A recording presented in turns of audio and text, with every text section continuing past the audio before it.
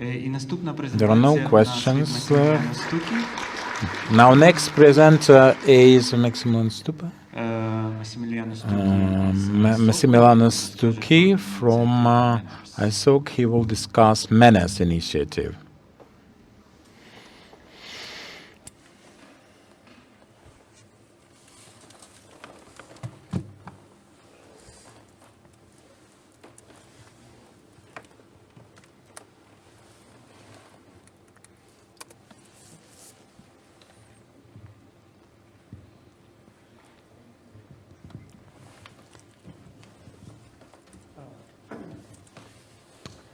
Yes, now it works. Yes. Good morning, everyone.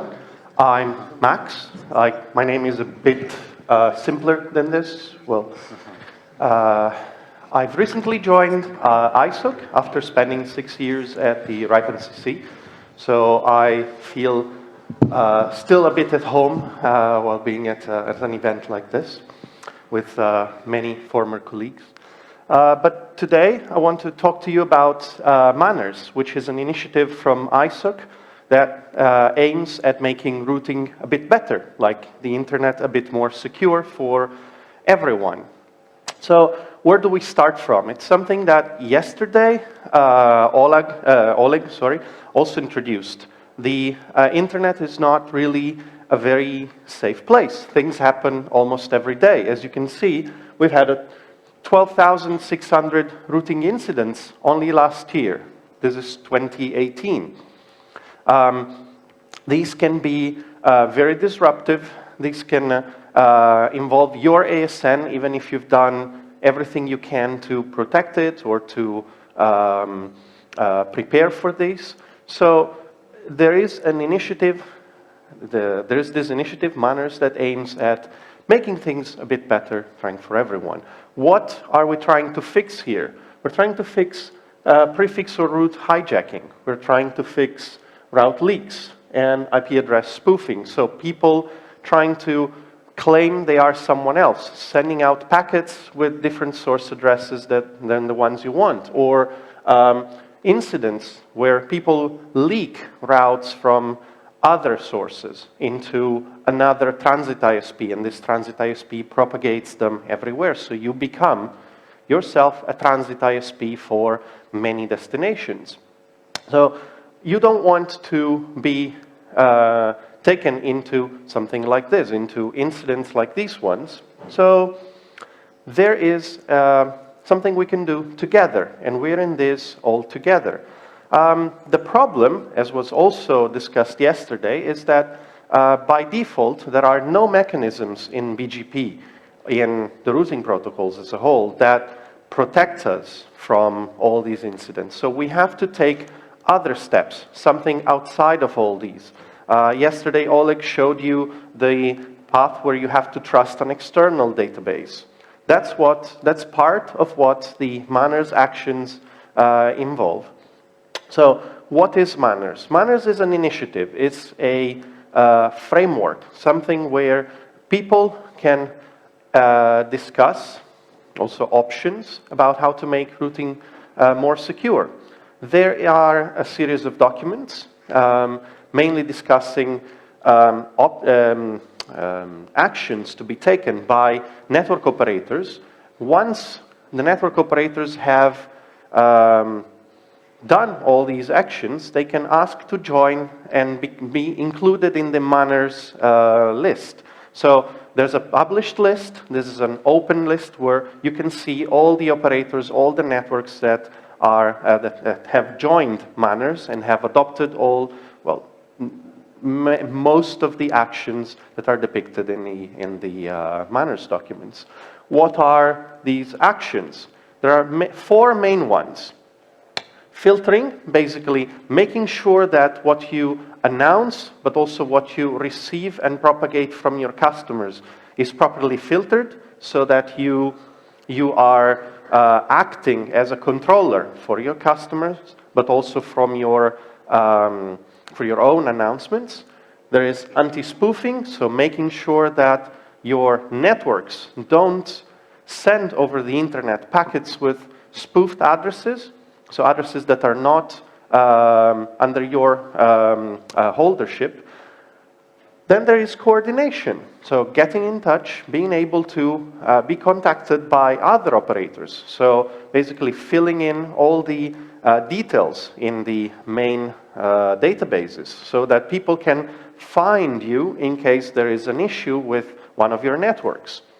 And then global validation is making sure that you provide all the information so that people can also validate all your data. So validation and filtering go together. You publish your data, you post, you create some entries in a database where people can look them up, and then they can filter according to what you have put in there. So this is the main set of actions. Then this is for network operators. But then over the course of time, people have asked the MANRS initiative to come up with guidelines also for IXPs, because internet exchange points can play a vital role in how routes are propagated in a country, in a region, in an area. So there are now MANRS for IXPs, which add a couple of actions. So basically, promote MANRS to the IXP memberships as well. So make sure that people know about MANRS. If I join an IXP, the IXP will tell me, okay, we filter according to MANRS, according to all the actions here, and then make sure that the IXP facilitates all the coordination and makes sure that there are always contact points and ways to get in touch with the other operators.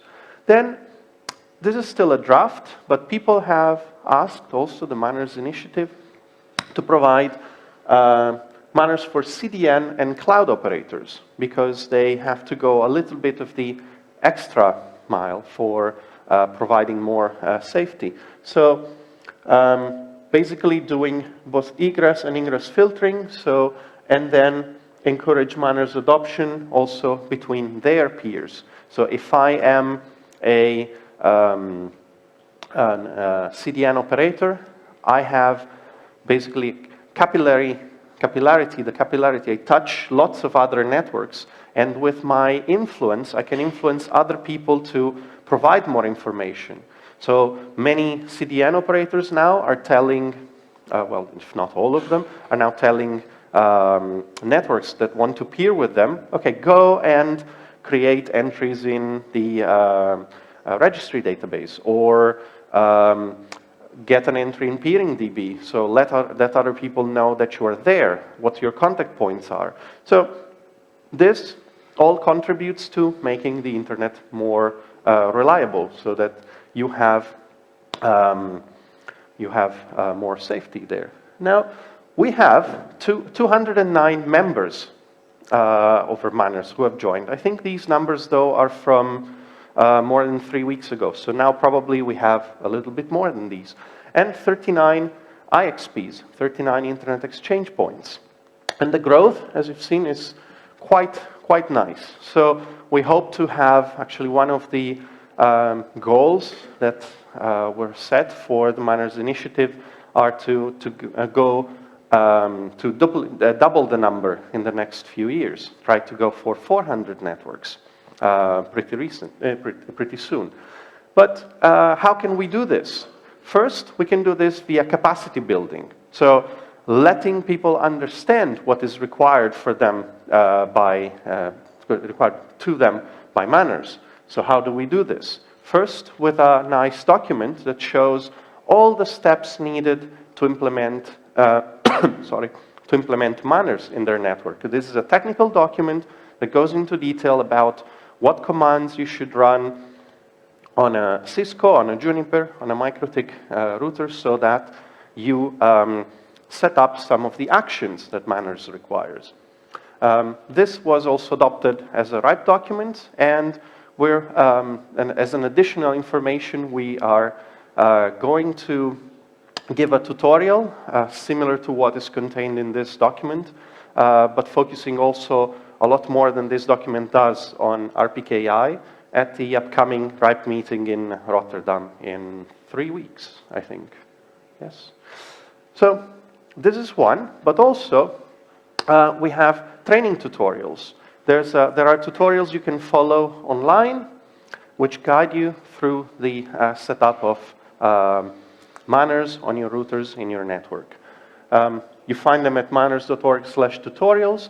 They are coupled also with a hands-on lab that's very, very new. So you can also test this on labs with Cisco, with Juniper, and MikroTik so far. So you can go and have a hands-on test where you try to set up MANRS on a live network with real routes. We inject some routes in the labs, and so you can get your hands dirty, understand how it is, and then after that, think about bringing that into your live network. Now, the problem with MANRS is understanding who is adopting it, but for that you have a list, but also what the implications are, and also which actions are implemented by different networks, and how these affect ongoing route attempted hijacks or route leaks, or also seeing how many networks have had issues recently.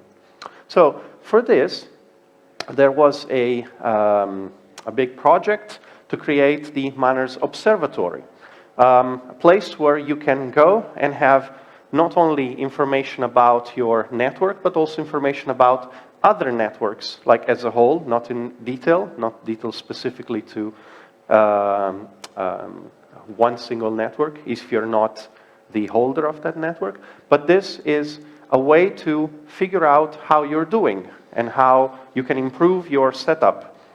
So basically, we wanted to keep all the MANRS participants informed, and we have a whole framework. We have a framework of passive and passive measurements, and based on some other third-party data providers. So what are these? Basically, for filtering, we can look at route hijacks and leaks to figure out if someone is not filtering. And then from this, we rely on bgpstream.com.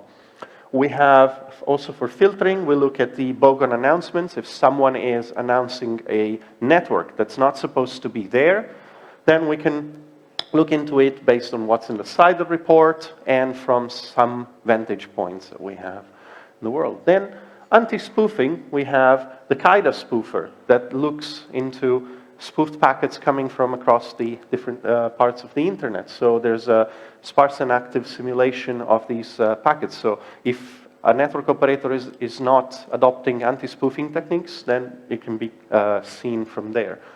Then we have, for coordination, we can easily query the WHOIS databases to figure out if someone has not put correct information, well, not correct, full information in those databases. And then the simplest one is the look into the routing registries and look into RPKI if people have created ROAs and if they match what they're trying to announce. So how does the observatory work? There are two different visualizations. One is the public view that's open to everyone, and then there's the private view where you can look into your own ASN and see if anything has happened. Also, I'm going to go into detail, but from your private view, you can also see what incidents in the past have involved your ASN. And so you can see what happened in the past with your network. So first view is the public view that you can see. So basically, you have an overview where you can see also a map of the world and see the different networks and different adoption of MANRS. So you can also see the different incidents that have happened. You cannot go into that much detail because this is a public version. Everyone can see it. We don't want to disclose that much of information related to that. But you can still have a nice understanding of how routing works in a region, in a country, or in an area of the world. So you can also go and check which networks are ready for global validation. So this is basically aggregated data from different sources, but also from different networks that gets put all together. So you can't single out one network. If I go later into the private view, this is more interesting if you run a network, because you can see how your network is doing, how much of MANRS has been implemented, and then you can also check for different ASNs if you hold different ASNs, and then you can check the different let me go ahead, because there's lots more, but we don't have enough time to see it all. You can also see the different incidents that have affected your ASN, and then go into detail and see what they have meant for your network, if it was, how it was affected, and how this influenced your routing. So you can go into more details, see how you can put more effort into fixing this. Now I'm going ahead, because we have lots of slides that are just shown. You can go and look at them with more detail later on if you want. But why would someone join MANRS? Because it's a global initiative that aims at making the internet a better place for everyone. And then it gives you a little bit more visibility. So it shows the world that you're trying to do the right thing for the internet. But not only this, it gives you all the instruments and all the functions to also prevent your network from having more issues in the future. So it helps making the internet better for everyone, but also it's something that for you will make a difference in the long run. So you should look into this, and you should start thinking about the actions, start looking into how you can implement them. So there's a list of all the operators on manrs.org. There is a document that shows what the actions are. There's the implementation guide. There are the tutorials. There are the labs. You're not left alone in just implementing it. You have a series of resources you can look at to understand how better to implement it all. Now, you can go to manrs.org, but also just have a look at the observatory, see how your country is doing. I think there are a couple of participants from Ukraine in MANRS, and basically this is it. If you have any questions, please come to the mic. Thank you, Max. Any questions? Pytania? There are no questions. Well, either I was too quick, or not enough detail, or you were... Or everything is clear? Everything is clear. That's the best one. Yeah, hopefully. Добре, дякуємо. Okay. Thank you. Thank you.